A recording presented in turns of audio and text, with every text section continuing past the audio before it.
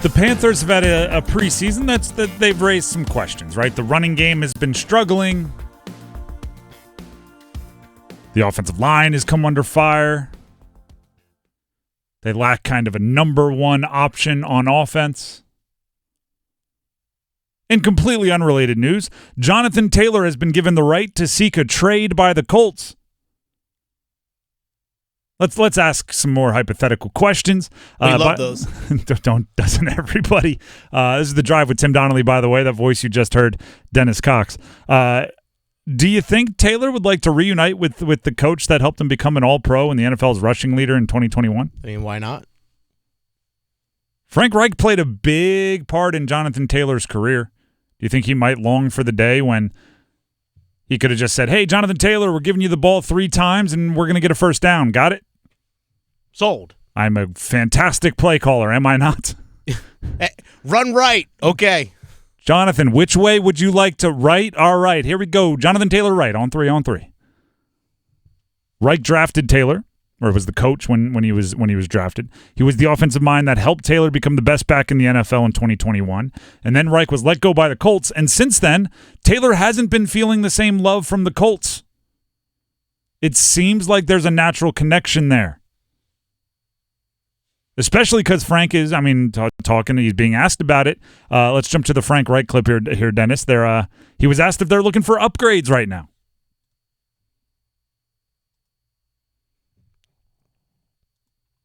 We're going to hear from coach the guys that are there. If somebody comes available, if Scott says, hey, this guy or this guy has come available, let's talk about it. We owe it to the team to evaluate every one of those situations. So, but right now we're locked in on the guys we have and feel good about them. There it is. We feel good about our guys, but we're going to look into everybody if they become available. Guess who just became available?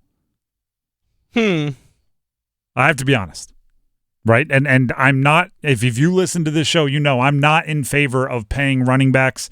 I'm not traditionally in favor of gigantic second contracts for running backs. I would love to give Jonathan Taylor, who is 24 years old, an extension that matches up with the length of Bryce Young's rookie deal. I would love for him to be on the Panthers and say, when Bryce Young's 4 years of his rookie deal is up, so is your extension. But until then, we can take some of the money we're saving on the quarterback spot and give it to you. I would love that.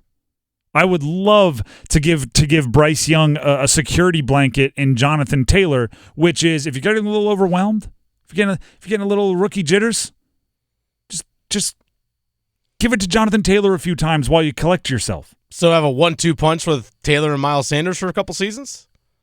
That's where the other shoe drops. Mm-hmm. Timing is everything, right? Timing is everything. Miles Sanders is kind of blocking this from happening, right? I'm fine with paying Jonathan Taylor, as I just mentioned. I'm fine with paying Miles Sanders kind of middle-of-the-road starting running back money. I'm not fine with both. You can't invest that much in the running back position, right? Also, the Colts are reportedly, they want a first-round pick or a package with the value equivalent of the first-round pick, unless they're really looking for like the sum of the parts, and you're like, well, we'll give you 12 7th-rounders. That's sure, we'll go right, with that. That's close. Like, unless they're like, when they say they'll take a package worth a first-rounder, it's willing to be, not the exact same. It's that they're, I'll trade you my first-rounder for 400 7ths, all conditional. Unless they're willing to do something like that, there's just no way I can look at the Panthers and say you should trade with, or part with, I should say. The Panthers just should not part with picks right now because they had to give up so much to move up and get Bryce Young last year. When you go into this past year they had 5, this next year they have 6. Mm-hmm. No. Right? And also that includes they traded away Christian McCaffrey for picks, and you're still below the 1 per round in each of the last 2 years, last year and this upcoming year. So this is one where, like, the fit, I think, actually makes sense, which is rare because running backs getting paid doesn't fit in often. I think it would have fit nicely if the timing was right. if he was made available before Miles Sanders signed his deal, or if somehow the Panthers acquired a whole bunch of other picks. If. Right? It's the sitcom trope where there's a guy and a girl that are always circling each other, but they meet up one time and the guy's in a relationship, and then they meet up a couple years later and this time the girl's in a relationship, and they meet up, and the timing never adds up. So Jonathan Taylor, I actually think, by the way, the Panthers would be the best fit for Jonathan Taylor also. Mm-hmm. Because Frank Reich already knows how to use him, because they have enough on the outside to keep people honest, and because they might be a couple pieces away from winning a division. A lot of that has to say with how bad their division is, but they might be a Jonathan Taylor-sized puzzle piece away from competing. Some of the other teams I'm hearing rumored with them, I'm like, well, you might put up a Pro Bowl season.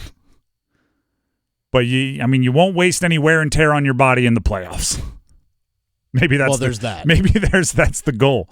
As a running back, your path to the Hall of Fame is to just be on bad teams that never make it out of the first round, because then you're saving wear and tear. Like Barry Sanders. Barry Sanders never had to worry about his coach giving him the ball 40 times in a conference championship game. Nope. Sorry, Barry, that was a ricochet shot. You didn't deserve that. Yeah, I know. You didn't deserve that. He was so fun. I just recently, this is a sidebar, but the whole Barry Sanders, he just hands the ball off to the ref and jogs off. He doesn't do all the dancing. Yeah. They asked him who was a better athlete, him or Deion Sanders. It was, I think, the Rich Eisen show, and his answer was like, oh, Deion has the ring, so probably Deion. I'm like, oh, you're still just the most humble guy on the planet. You are Barry Sanders, right? You are one of 10 football players in the history of the game that nobody would fault you for saying you in that answer. Mm-hmm. Right? If you ask most who's a better athlete, you or Deion, everyone else would be like, you better say Deion. Barry, you're one of the few that could have been like, no, me. Instead, just went the other way with it. I actually would have guessed Jonathan Taylor was kind of that way until recently. Until this whole no, we got to pay running backs, and I'm looking out for me. I want mine. Where's my money? He kind of seemed like one of those guys who was super like self-depreciating. Yeah. I find this situation with Taylor, now that the Colts are saying, oh, you can go seek a trade, once again, I feel like Jim Irsay kind of looks like a stooge in this situation, because he said we're not trading him, and he's also one of the people that has said openly well, it's not your value isn't as high anymore. But now you're asking for a first-round pick. It's like, well, wait a second. You can't have it both ways. Your foot's in your mouth, dude. Exactly. It might not be full hypocritical, but there's a hypocritical tinge to, we're not going to pay our running back. Gosh, running backs, they're not valuable. We're not giving them big money. Oh, you want to trade for our running back? That'll be a massive price because this guy is good. It's wait a minute. Is he valuable or is he not? Riddle me that. But Jim Irsay, I in his defense, I don't think he puts a lot of thought into each tweet he sends out. I think is that in his defense though? Like a viable defense. Is that though? When they're like, wait, you said that running backs aren't valuable. I think it's kind of a viable defense to say I wasn't thinking when I said that. I don't say. I also listed my top 5 football players of all time and didn't include Peyton Manning. I don't think before I tweet. I'm Jim Irsay. You can't believe what I say. You got to talk to Chris Ballard, my GM. He thinks. I don't think. Golly. Can you imagine if Frank Reich called him up? Hey, Jim. Yeah. No hard feelings on the whole, giving me a different quarterback every single year and then firing me because we didn't win enough. Even though we went to the playoffs 4 out of 5 seasons. True. Oh, by the way, the guy that I turned into a superstar for you that you've been mishandling since the moment I left, what's the price? Yeah. What's it going to cost me? Jim Irsay's like, 6 signed Tom Petty guitars. What? Jim, let me talk to Chris.